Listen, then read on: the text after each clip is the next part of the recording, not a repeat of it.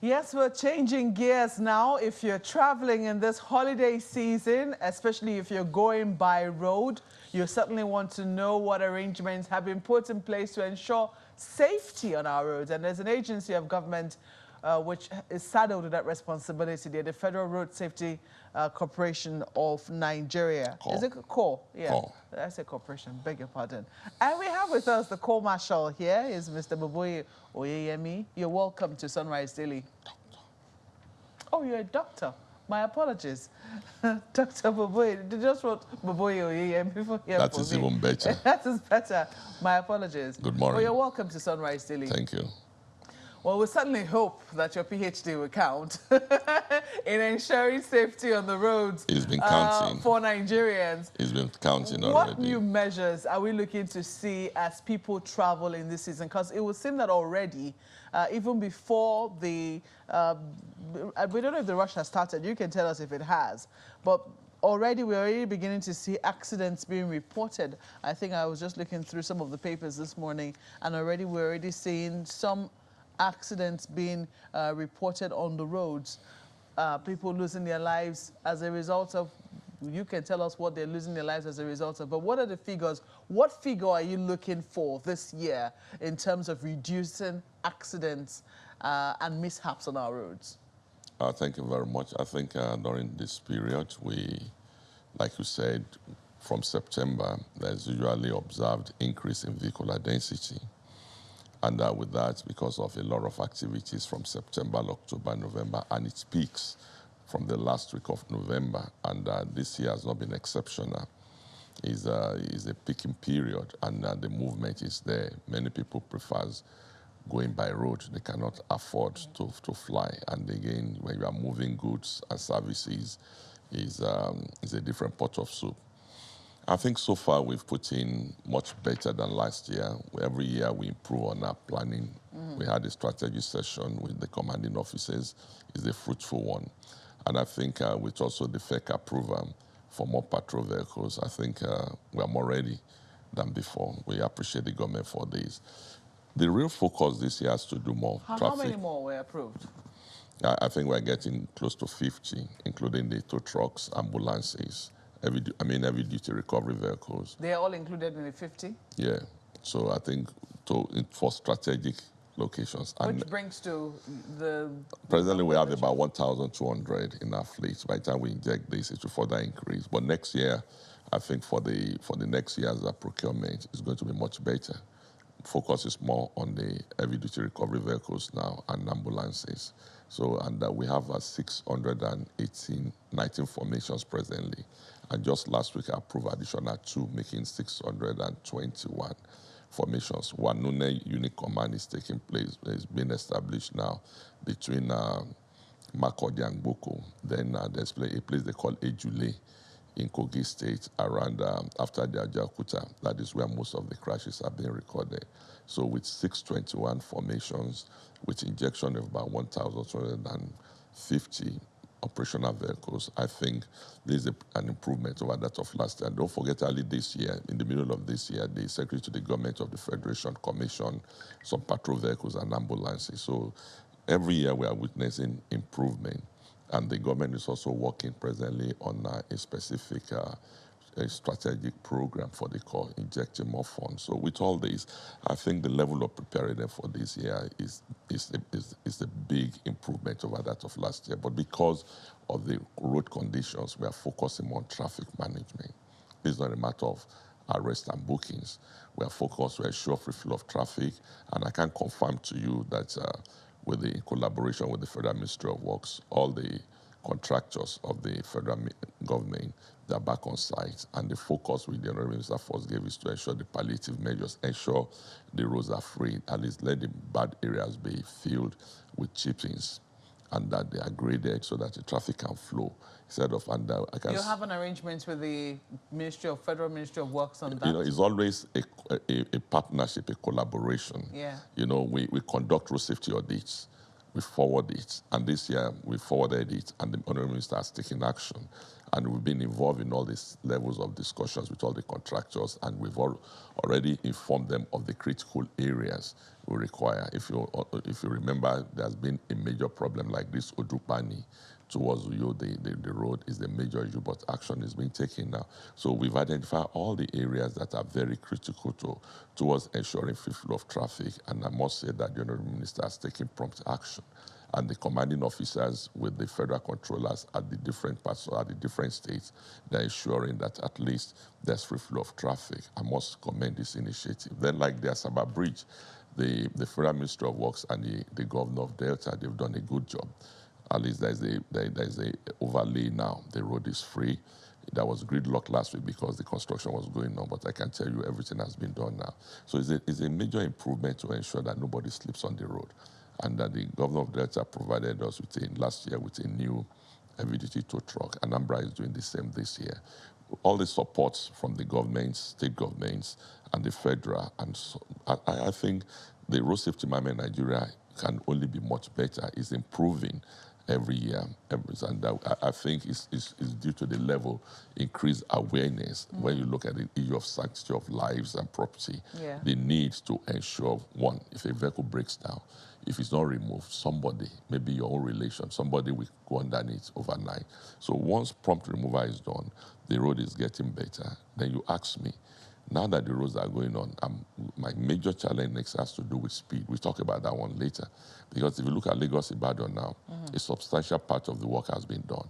And if you look at the 3 lanes now, they're more like runways, which an aircraft can even land safely on those roads. So we're going to be battling the issue of speed management next year. I know, talking about speed management, you already asked, there was a drive, was it last year, to get commercial vehicles to install speed limiters, speed limiting devices in their vehicles. How successful a campaign was that? Well, because they were supposed to pay fines if they didn't. And install. Well, let me say for organized transport sectors, these are the categories. I'm not running adverts like all these ABCs or 2-stars. Those are what we call the organized transport. Those are the fleet operators. I must give kudos to them. I must commend Nupeng NATO for the trucks.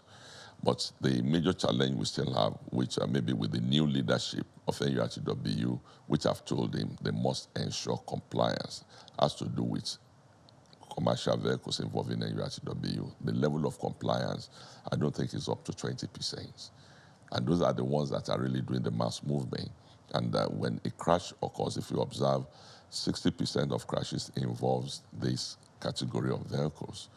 And those are the issues. But that's what I will battle with the new leadership of NURTW. Because you must categorize all this. It's a major problem, because I remember just last week there was a very fatal accident where about 27 people, I think we understand about 25 of them from 28. one family.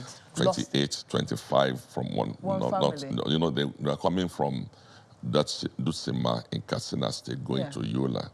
This crash occurs around 12 midnight. This still borders on the issue of night travels.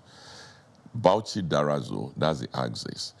If I add that one, this year before that one, we recorded 2 crashes involving 49 loss of lives. Those are the ones that causes a problem to our graph, our analysis.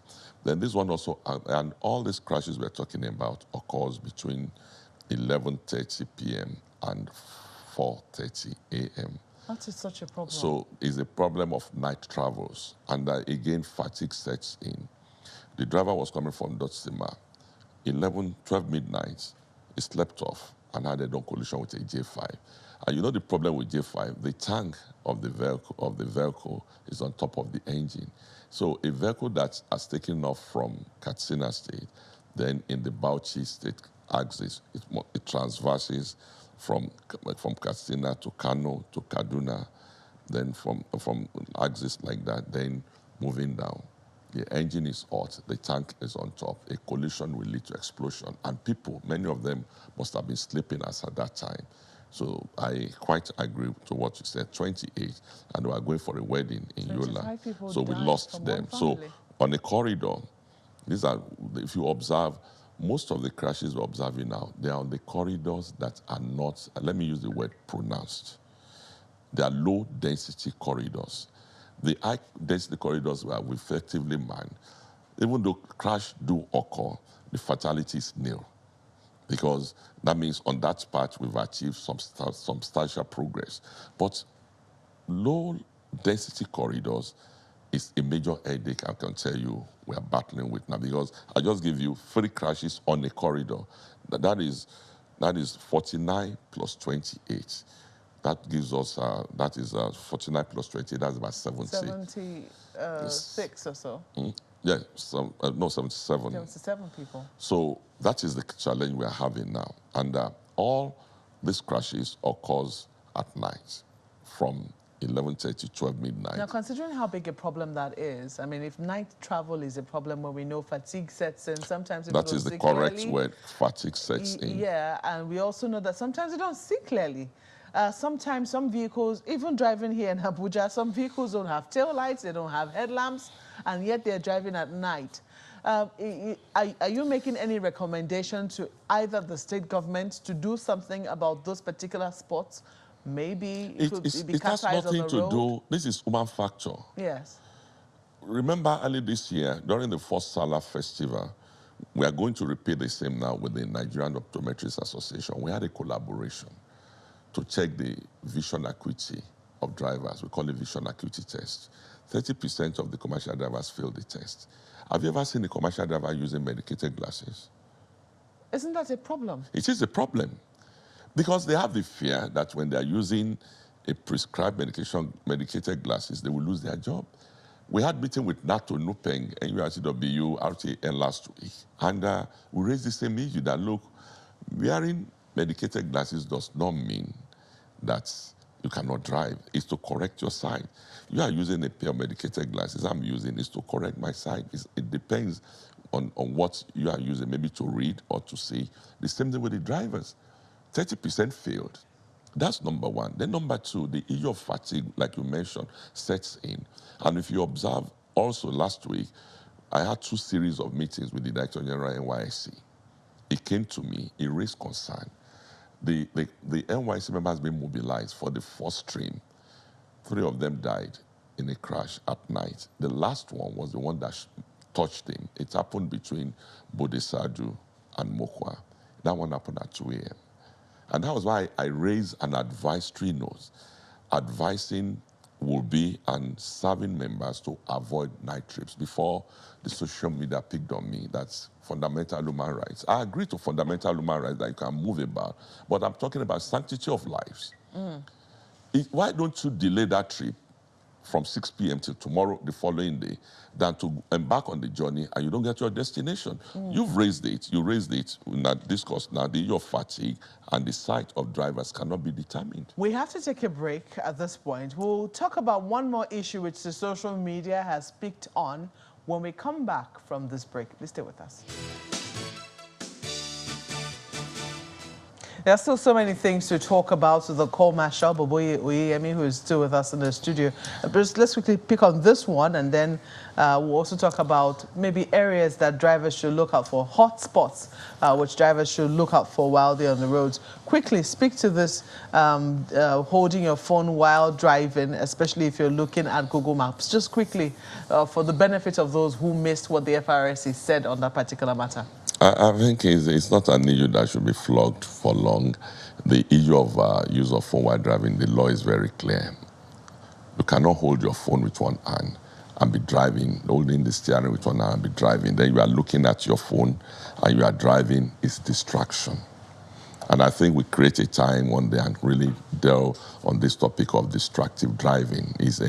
What the law says is that you cannot use your phone while driving. For Google Map, yes, is allowed.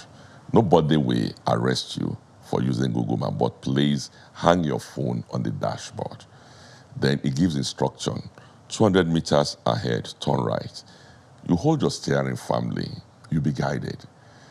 When I'm in the car with my driver, I use it. I collect the address of where I'm going, and I'll be guiding the driver, approaching the next turn, you turn right. It's allowed to use Google Maps, but not for you to hold it. And again, the abuse of phone while driving is so much that every day we arrest average of 15, 20 in Abuja alone, and I send them for emotional evaluation test. You cannot be driving with one hand and be holding the phone with one hand. It leads to fatal crashes. Let us get it right. Not even with hands-free. The law is very clear. Use of phone while driving. You don't hold your phone and be driving. Hand your phone for Google Map. You see, I've explained all this, and I think we've laid the matter to rest. You can use the phone. You can set it. And if you want to change the direction, park, reprogram it, and you continue. Resetting your phone and you are driving, you are inviting death, crashes, and endangering the lives of other road users. The law is very clear, please. What about the hotspots? I mean, what are the areas that when drivers are traveling in this season, depending on whichever direction that they are traveling, which areas would you say, drivers, please take extra care at this part? I mentioned it earlier this morning. We've partitioned the country into 18 corridors. And the critical black spots are going to be manned 24/7. I've approved help areas. We've commenced end of the year patrol since Sunday's 15th and till 15th of January. So all those black spots nationwide have been manned. And I think we're also collaborating with the Inspector General of Police to ensure that those crime-prone areas which we've identified, they're also manned to ensure that Nigerians can move freely. Another critical issue has to do with overloading. Is excessive. This is a major monster we are battling with. And this year, I've given instruction, overloaded vehicles must be impounded. They must look for another vehicle for the excess, and they must be booked. But I'm not focusing on booking offenders. I'm focusing on free flow of traffic. But excesses like that will not. And I have 201 mobile courts nationwide. If you assault my personnel, you may spend your Christmas, New Year at the correctional centers in any part of the country. The level of assault against our personnel is very high. 77 or 78 were knocked down as at last week, and some had their legs amputated. We lost some. Thank you. Very sad. The level of aggressiveness of Nigerians now is on becoming against law enforcement agencies. We are more exposed than others, and the level of assault on our personnel is high. So I just want to appeal to Nigerians to take it easy, for goodness sake. These guys are in the scorching sun, day and night, saving lives. We need to appreciate the government investments on road safety, putting personnel on the road. And we need to change our attitude on the highways. It's not impressive. Well, you heard him, and that's definitely something. It's a message I will certainly support. Thank you. That it has no place in being Nigerian. That our public officials, especially those who are on the roads ensuring our safety, be assaulted. That should have no place with somebody who calls himself or herself a real and true Nigerian. But we have to thank you for coming on Sunrise Early this morning, and we wish you all the best. We wish all our viewers and those who will be traveling this season a safe journey. Bubuyi Oyeyemi, that's Dr. Bubuyi Oyeyemi, is the co-marshal of the Federal Road Safety Corps. Well, that's it for Sunrise Early this morning. We wish you could take your comments and your contributions and your questions, but we're hoping that we've covered as many as we can. If we haven't, we hope to bring him back here, especially as the season approaches, Christmas and New Year celebrations approach. But we hope that you stay safe in this season. Thank you so much for watching. I'm Mao Ogunyiso. And I'm Ayo Makinde. Have a wonderful day.